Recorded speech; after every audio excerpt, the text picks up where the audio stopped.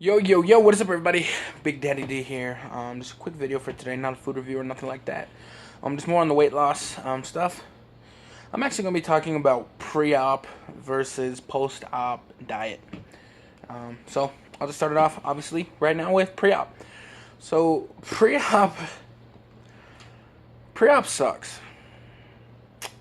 Just to keep it, as blunt and as quick to the point as I can. Pre-op diet sucked.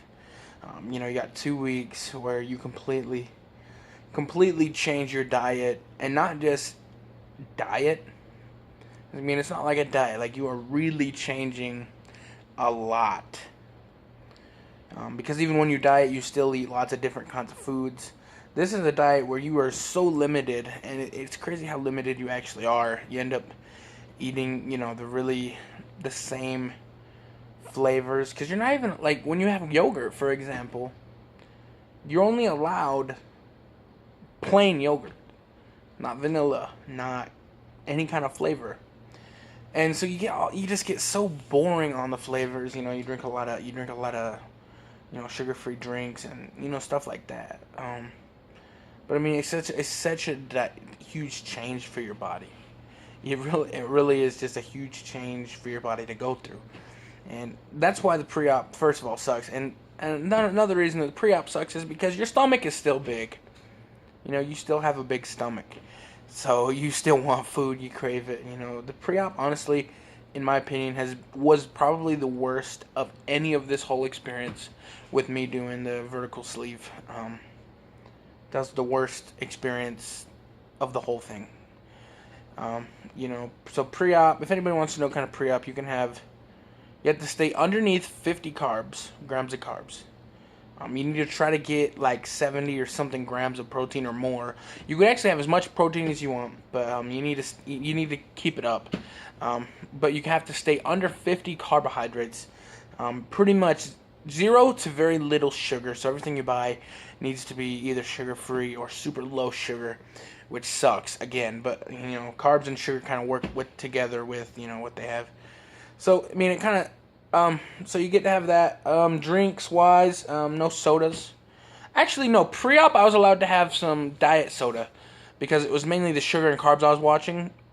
Post-op, you can't, so I'll get to that. But I was actually allowed to have diet soda pre-op because your stomach was still a full stomach, you know what I mean? So it was all right. Then, of course, you get sugar-free puddings, sugar-free jellos, and sugar-free yogurts. Cottage cheese is something you can have. And that's about it, literally. That's literally, I mean, I can't even think. Oh, chicken and vegetable broths, which honestly I didn't use too much of. I didn't like it for some reason. But I mean, that's really all you get pre-op. And then you go to post-op. So post-op's a little different. You can't drink through a straw, you can't chew gum, and you can't have soda. And the reason is the same for all of those, is it gets air in your stomach, and it expands. It doesn't necessarily expand your stomach like that. That's the reason. The reason is because now it's going to feel like you're full quicker, even quicker than you already will feel full. So you try to keep all the air out of your stomach. You want it to mainly just be as much food as you can get in there, because nutrition is still very, very a big thing. Post-op, sugars you still got to keep low. Maybe not quite as low as pre-op, because the whole goal of pre-op is to get your liver to shrink, so you have an easy surgery. You have less complications. So you can have a little bit more sugar, but not really. You got to keep your sugar pretty much right where it was, but maybe a little more. Same with the carbs. You need to keep it around 50 to 60 carbs. Like, try not to overdo your carbs, and then try to get literally as much protein as you can. And when I say as much, I mean as much as you can have, as much as you can fit in your stomach. You can. But for the first 2 weeks post-op, you're still doing that same liquid stuff. So I mean, it kind of it's still pretty hard. But the difference is now, where before you were fighting to not eat, now you're fighting to eat because you just don't have an appetite. You're trying to get calories. You need calories when you're out of surgery. Believe it or not, you need calories. You need like 1,000 of them. But like pre-op, I didn't ever eat over 800 calories just because I couldn't. But now I'm supposed to get like 1,000 calories. Like, that's what my goal is, and I can't hit it. You know, me and my stomach.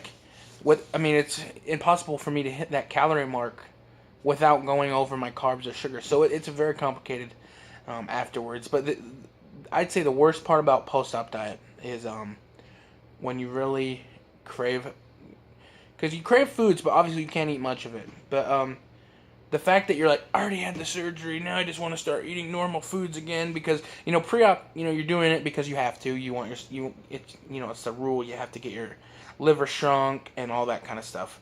You have to. Post-op, you're like, all right, it's done now. It's done. I did all my pre-op so I can get to this point. Now I just want to eat. Even if it's just a teeny bit, even if it's just one bite of a steak or something, but you can't. You really, really not supposed to. One thing that's really weird to me, though, that I've kind of contradicted myself is why is the post-op diet so long? My doctor himself said the stomach, the sleeve itself will heal in 3 to 5 days. So it's like, why do you need to wait so long to eat solids again if your stomach heals so quickly? It's just so, it's weird, but it's just kind of like when you're a baby and you start with little baby food and you work your way up to bigger foods. It's kind of like that. It's kind of, you're just trying to train your stomach how to eat again. But I just feel like I could eat, because I've been a lucky one. I've had like 0 to no pain in my stomach. So, but post-op, I would actually, so pre-op is bad. Post-op isn't as bad, but it's still bad because, now you start thinking like, what can I eat? What can I eat? And then you try it. Like if you cheat, you're going to feel it. The only thing I've cheated with was egg whites, which is technically in the puree stage, which I'm not there yet, but I did cheat with an egg white. But it went down perfectly fine. I didn't feel sick at all. So once again, it also depends on your stomach. But pre-op, post-op, the diets, they suck. But you guys, in the end, it's worth it. It's very worth it.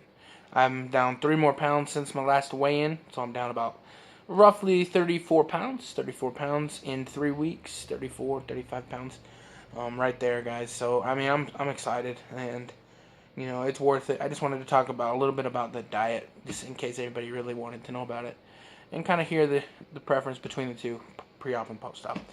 So kind of a weird video for my normal viewers, because this has nothing to do with like food reviewing. But that's it for you guys. Remember to leave this video with a thumbs up, comment down below, and that's it for you guys.